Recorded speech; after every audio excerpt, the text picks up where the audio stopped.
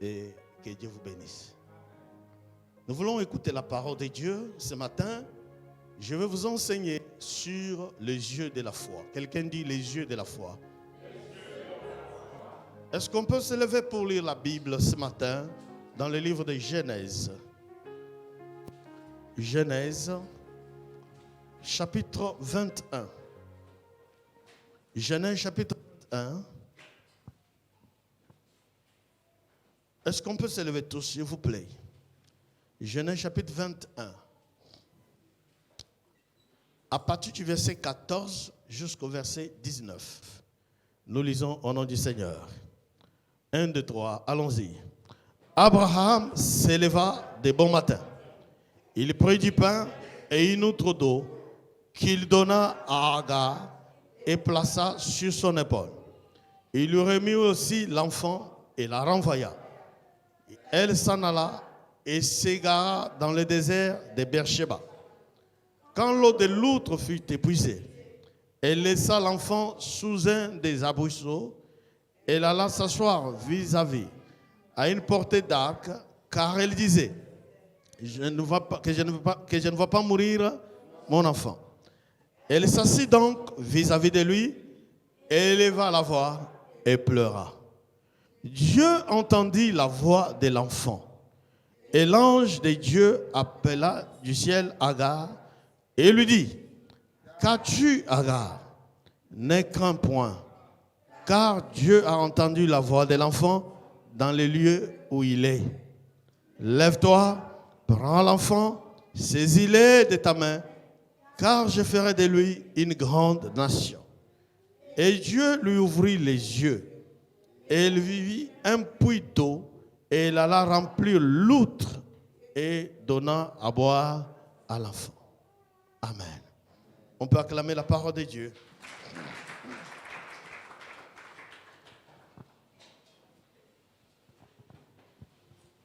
Beaucoup de gens ici connaissent l'histoire d'Abraham, à qui Dieu avait donné les promesses de lui donner un fils par qui il allait devenir le père d'une grande multitude. Et lorsque Dieu a fait la promesse à Abraham, la promesse ne s'est pas réalisée tout de suite. La promesse a pris plus de 25 ans pour qu'elle se réalise. Et pendant ce temps, la femme d'Abraham, Sarah, lui a proposé un raccourci. Il lui a dit, mais les promesses, ça dure trop. Je vais te donner une solution rapide. Tu vas prendre ma servante, tu vas aller avec elle, elle va me donner un enfant. Elle a cherché un raccourci. Il ne faut jamais chercher des raccourcis avec Dieu.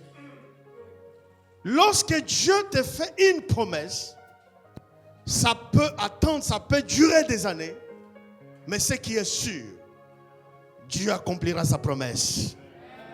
Et peut-être que ce matin aussi, tu te retrouves dans les mêmes conditions. Tu te dis, j'ai des promesses de Dieu, mais depuis là, rien ne marche. On a prophétisé sur moi. Je vis moi-même. Je sens que Dieu va me bénir, mais pourquoi ça n'arrive pas? Je vais chercher un petit raccourci. Ne cherche pas des raccourcis avec Dieu. Ça va te compliquer plus tard. Et les raccourcis que Sarah a proposé à Abraham, ils ont eu un enfant, bien sûr. Il a eu un enfant avec sa servante. Et l'enfant s'appelle Ismaël. Quelque temps après l'arrivée d'Ismaël, la promesse s'accomplit et Sarah tombe enceinte. Elle enfante Isaac. Alors maintenant, il y a un problème de cohabitation. Parce que l'enfant de la promesse est là. Et ici, il y a un autre enfant qui est là avec une servante. La même Sarah, elle vient voir son mari. C'est moi qui t'avais proposé de prendre Agar, n'est-ce pas? Maintenant, il faut la renvoyer avec son enfant. Parce qu'elle ne peut pas hériter avec mon fils.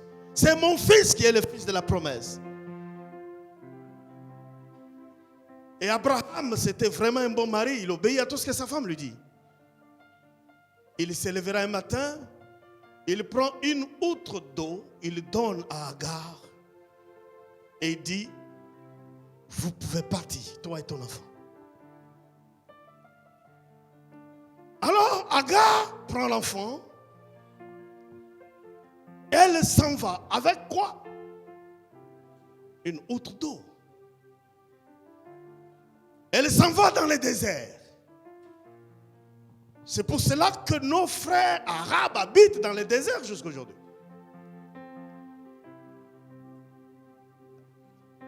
Vous savez, dans le désert, il fait chaud. Dans le désert, c'est plus compliqué. L'eau qu'elle avait est finie. Alors, qu'est-ce qu'elle fait? Elle dépose l'enfant quelque part. Comme l'eau est finie, vous savez, sans eau dans un désert, c'est la mort. Elle dit, je ne veux pas voir mourir mon enfant. L'amour d'une mère. Je ne veux pas voir mourir mon enfant. Je le dépose là. Et je ne veux pas voir sa mort. C'est comme ça qu'elle s'éloigne. Elle commence à pleurer. Elle pleure la mort de son fils qui va intervenir dans quelques minutes qui suivent. Parce qu'il n'y a plus d'eau.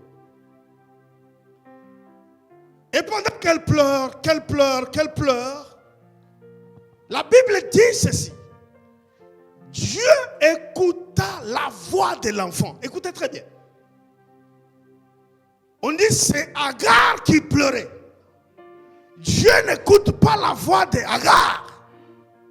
Mais Dieu écoute la voix de l'enfant. Agar était une étrangère. Elle n'avait pas l'alliance avec Israël. Elle n'avait pas l'alliance avec Abraham. C'était une étrangère. Pourquoi Dieu n'a pas écouté sa voix? Il a écouté plutôt celle de l'enfant. Parce que l'enfant était aussi la postérité d'Abraham. Je vais parler à quelqu'un ce matin. Peut-être que dans ta vie, tu te retrouves tout à l'heure dans un désert. Ta vie ressemble pratiquement à un désert. Pour ce que tu fais, rien ne marche. Le désert représente la sécheresse. Tout est sec dans ta vie. Tout ce que tu fais, il n'y a pas de vie. Tout est compliqué, tout est sec. Et que peut-être tu es en train de pleurer dans ton cœur. Tu fais semblant de danser, tu fais semblant de te réjouir, mais dans ton cœur tu pleures. J'ai une bonne nouvelle pour toi. Dieu entend tes pleurs ce matin. J'ai une bonne nouvelle, c'est que toutes tes pleurs, Dieu les a entendus et il veut intervenir dans ta vie ce matin. Pourquoi? Parce que tu es la postérité d'Abraham. Tu n'es pas n'importe qui, tu es la postérité d'Abraham. Frappe la poitrine, dit, je suis la postérité d'Abraham. Et à cause de cela, l'Éternel entend ma voix. Quand je pleure, quand je crie dans les secrets, l'Éternel entend ma voix. La différence entre notre Dieu et d'autres dieux, c'est que notre Dieu entend. Les autres dieux n'ont pas d'oreilles. Ils n'ont point les yeux. Ils n'ont pas les mains. Ce sont les statues. Mais notre Dieu, lorsqu'on crie à lui, il entend. Toi qui as pleuré la semaine passée. Toi qui as pleuré les mois passés. Je suis venu te dire, essuie tes larmes. L'Éternel entend ta voix ce matin. Élève ta main, dis Seigneur. Dis Seigneur. Tu entends ma voix. Je suis dans un désert. Rien ne marche dans ma vie. Seigneur, ce matin, tu entends ma voix et tu interviens.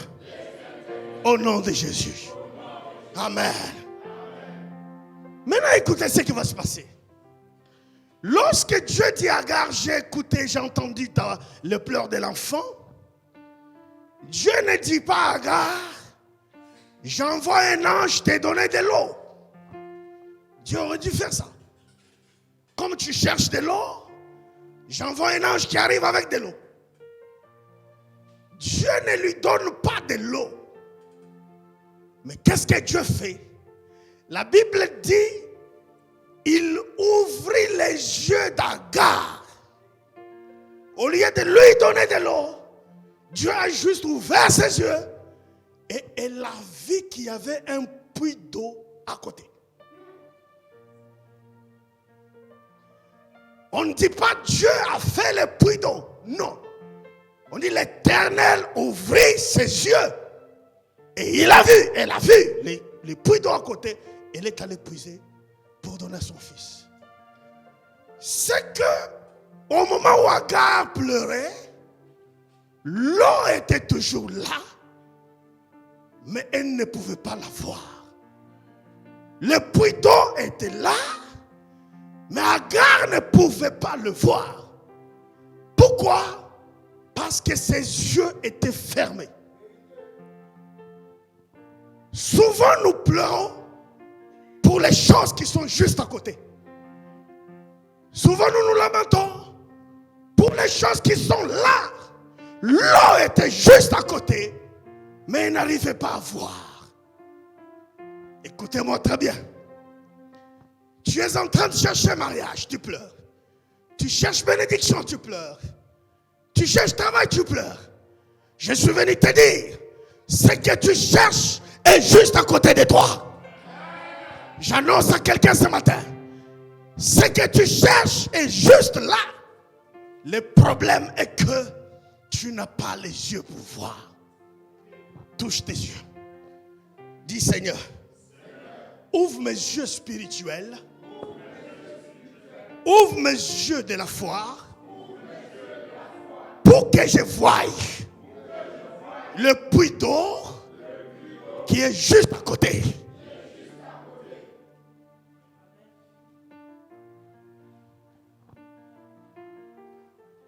L'homme est un être trinitaire.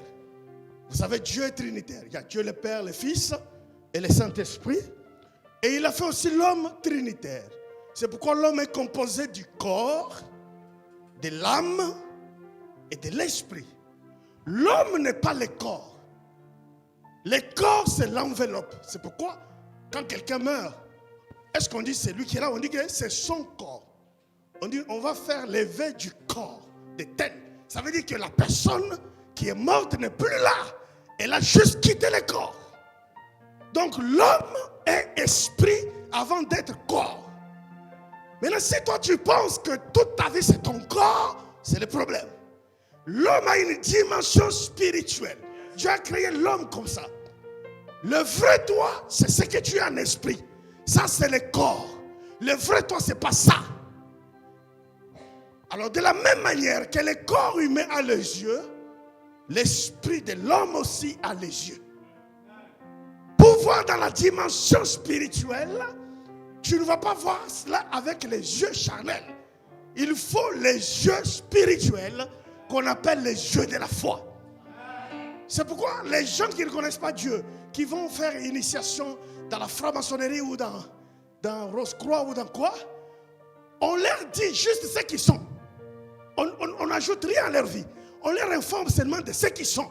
En fait, toi qui es là, tu es esprit, tu es âme, mais tu as un corps. Quand tu n'ouvres pas tes yeux spirituels pour voir les choses, ta vie ne sera que misère. Parce que tu vas marcher avec ton corps. Ça ne marche pas, oh. C'est difficile, oh. C'est pas compliqué, oh. Dieu, oh. Pendant ce temps, ton esprit refuse de voir ce que Dieu est en train de faire. C'est pourquoi l'apôtre Paul, il prie en disant aux Éphésiens, je prie que Dieu ouvre les yeux de votre cœur afin que vous voyez. C'est qu'il y a les gens qui ont les yeux mais qui ne voient pas. Regarde ton voisin, demande-lui, est-ce que tu vois? Ou tu es avec? Non, il faut bien lui demander, il n'a pas compris. Il faut lui demander, est-ce que tu vois? Est-ce que tu as les yeux de la foi? Demande-lui, si tu as les yeux de la foi, pourquoi tu vis dans les pleurs? Si tu as les yeux de la foi, pourquoi tu vis dans les murmures? Si tu as les yeux de la foi, pourquoi tu vis dans les inquiétudes? Quelqu'un qui a les yeux de la foi, il ne voit pas les choses comme les autres les voient. C'est pourquoi la Bible dit Noé étant averti des choses qu'on ne voyait pas encore. Quelqu'un qui a la foi, il voit les choses que les autres ne voient pas encore. Qu'est-ce que je suis en train de dire? La bénédiction que tu attends demain, commence à la voir aujourd'hui. Le mariage que tu attends demain, commence à la voir aujourd'hui. La La maison que tu veux acheter demain, commence à la voir aujourd'hui. Avec quels yeux? Avec les yeux de la foi.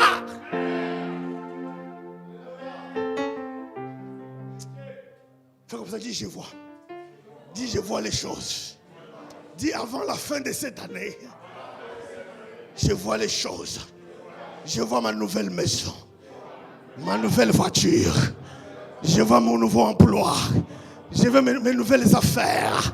Je vois mon nouveau bureau. Je vois les choses. Wow! Que Dieu te donne ce que tu vois. Que Dieu te donne ce que tu vois. Que Dieu te donne ce que tu vois. Que Dieu te donne ce que tu vois. Que Dieu te donne ce que tu vois. Au nom de... Aïe, aïe, aïe, aïe. Dis amen que je prêche. Dis amen que je prêche. Frappe tes pieds à terre. Dis je vois les choses qu'on ne voit pas encore. Je vois les choses. Je vois les choses. Je vois les choses.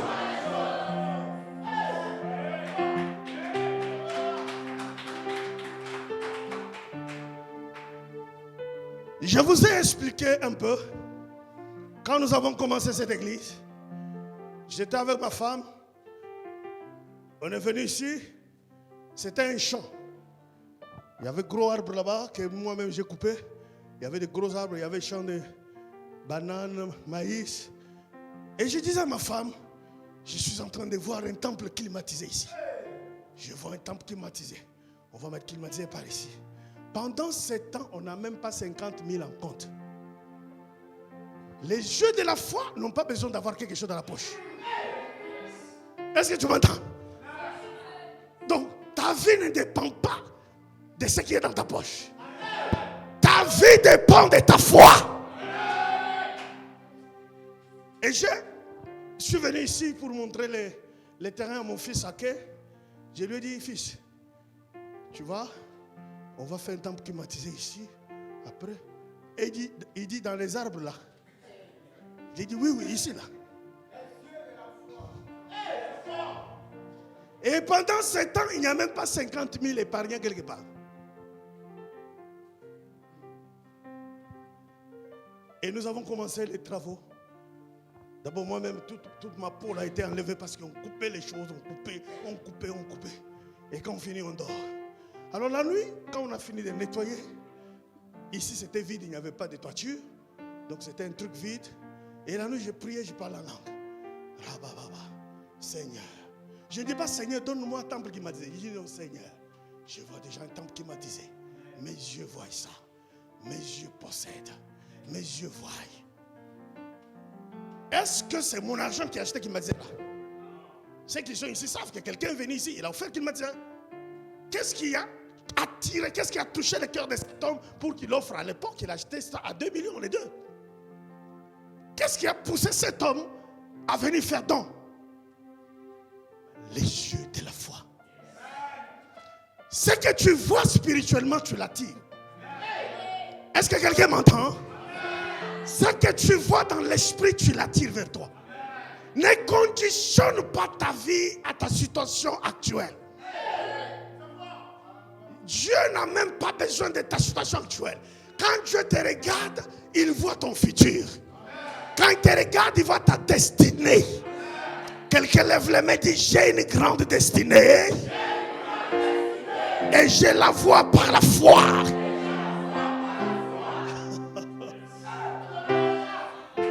Aïe, aïe, aïe, aïe, aïe. Quelqu'un n'a pas compris. Quand j'ai reçu le Seigneur au village, dans mon village natal, là, mon père spirituel me disait, tu vas parcourir le monde. Tu vas prêcher les blancs, les noirs, les asiatiques. J'ai dormi sur une natte. J'avais un pantalon rouge, une chemise jaune, une cravate bleue et les chaussures rouges. Et les chaussures qu'on appelle Tataleki Alekiawa. Ça veut dire l'oncle paternel est passé par ici. Parce que quand tu marches, ça laisse de l'empreinte en même temps. Parce que l'oncle paternel est passé par ici.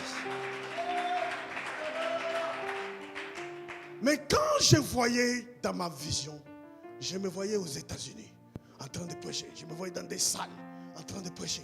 Je me voyais en Europe, je me voyais en Asie. Et ce que je voyais, sans savoir comment ça s'est réalisé, je me suis retrouvé seul un jour dans un gros avion. Vous voyez, à l'époque, il y avait les Boeing où les gens s'asseyaient assis en bas, d'autres en haut. Je suis dans ces gros Boeing pour un vol de 11 heures, Johannesburg, Bangkok, en Thaïlande. Pendant 11 heures, non-stop. Je suis le seul noir dedans. Le seul. Je suis assis.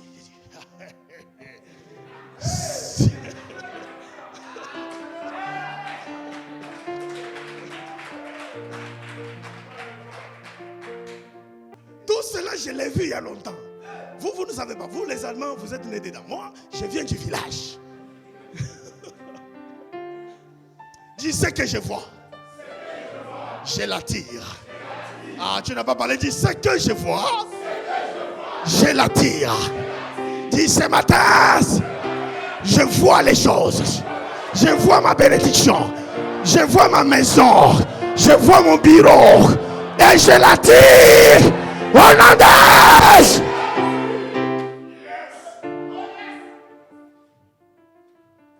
Je vous ai parlé d'un frère au Gabon. Je suis allé prêcher au Gabon, dans une grande église. Et puis il y avait un frère qui était assis au premier banc comme ça. Il avait les tapettes. On appelle ça quoi? Les trucs qu'on prend pour aller dans la douche là. On appelle ça quoi? Voilà. C'est ça il portait pour venir à l'église dimanche. Avec un habit déchiré. Mais pendant qu'on dansait, j'ai rappelé à Dieu. Lui danse comme ça. Alléluia. J'ai rappelé à Dieu. C'est lui qui doit revoir mon stade. J'ai dit, mais écoutez, moi je suis quand même congolais, le pays des danses. Je n'ai jamais vu une danse comme ça. Depuis que je suis né. Je l'appelé, j'ai dit, ça c'est quelle danse? Il dit, papa, c'est une danse prophétique. Je suis en train de voir ma 4x4. Je suis en train de mettre les vitesses. Je rappelle à Dieu. Et puis qu'est-ce qui s'est passé? 5 ans plus tard, je suis revenu au Gabon. J'ai fini de prêcher. Et il y a un frère qui s'approche. Il dit, papa, je peux vous raccompagner à l'hôtel? J'ai dit, mais ça ne dépend pas de moi, il faut demander à votre pasteur. Le pasteur dit, il n'y a pas de problème, il peut t'accompagner. Quand on monte dans la voiture, il met la même musique. Après il dit, papa, est-ce que tu me reconnais? J'ai dit non, je ne t'ai jamais vu. Il dit, tu m'as jamais vu? J'ai dit jamais. Parce que vous savez, quand la bénédiction vient, l'homme change. Vrai ou faux? Même la démarche change, même la façon de parler change. Ce n'est pas de l'orgueil, ce sont les caprices de la bénédiction. Ce n'est pas l'orgueil. Parce qu'il y a les gens qui sont trop spirituels. Les frères là, depuis qu'il est béni, il a changé même sa démarche. Tu voulais qu'il marche comment? La bénédiction change. Donc il me dit, papa, tu ne me reconnais pas? Je dis jamais. Il dit, c'est moi le frère, quand tu étais venu ici, en 2003 ou 2005, c'est moi le frère qui dansait et qui mettait vitesse là. C'est moi. J'ai dit, mais qu'est-ce qui s'est passé? Il dit, actuellement, je travaille au port. J'ai 3 voitures. Ça, c'est l'une de mes voitures. Ce qu'il voyait en esprit, c'était devenu réalité. C'est pour comment reconnaître les gens qui ont les yeux de la foi. Les gens qui ont les yeux de la foi, vous ne les verrez jamais tristes.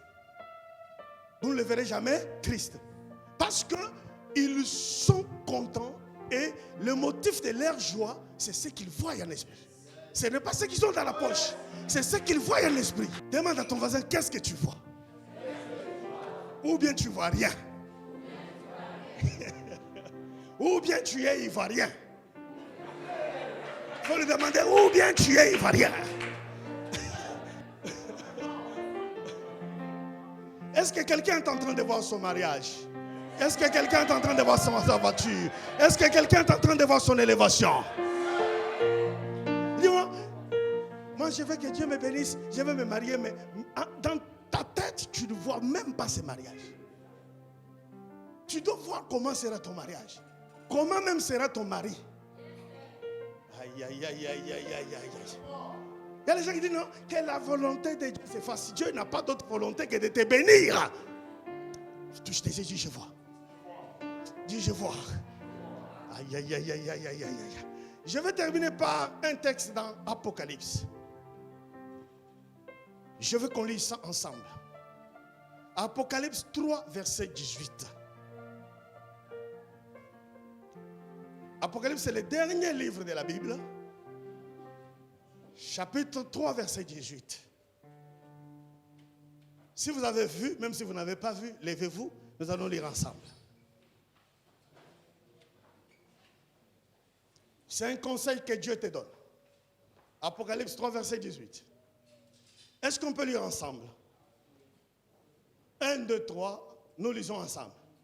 Je te conseille d'acheter de moi de l'or éprouvé par le feu, afin que tu deviennes riche, et des vêtements blancs, afin que tu sois vêtu, et que la honte de ta nudité ne paraisse pas, et un collier pour oindre tes yeux, afin que tu voies. Dieu te conseille d'acheter quoi? Un collier pour oindre tes yeux, afin que tu voies. Parce qu'en réalité, c'est quoi? Souvent, nous demandons les choses à Dieu que Dieu nous a déjà données. Est-ce que vous comprenez? Nous demandons les choses à Dieu, mais que Dieu nous a déjà données, mais que nous n'arrivons pas à voir. Donc, qu'est-ce qui se passe? Cette parole de ce matin, c'est comme un collier que je mets dans tes yeux, afin que tu voies. Parce que avoir les yeux physiques, ce n'est pas voir dans le spirituel. Quelqu'un ferme les yeux et pendant une minute, commence à voir ce que Dieu va faire avec toi tout au long de cette année. Et pendant que tu vois, tu commences à l'adorer. Tu commences à lui dire merci. Tu lui dis merci pour ce que tu vois. Si c'est une maison que tu dois acheter, tu lui dis merci pour la maison. Si c'est une voiture, tu lui dis merci pour cela. Si c'est une nouvelle affaire, tu vas commencer. Tu vois cela et tu lui dis juste merci. Si c'est un mariage que tu prépares, tu vois cela et tu lui dis juste merci. Je ne te dis pas de demander quoi que ce soit à Dieu ce matin. Dis Seigneur, je vois les choses et je te dis merci. Ouvre ta bouche, commence à parler.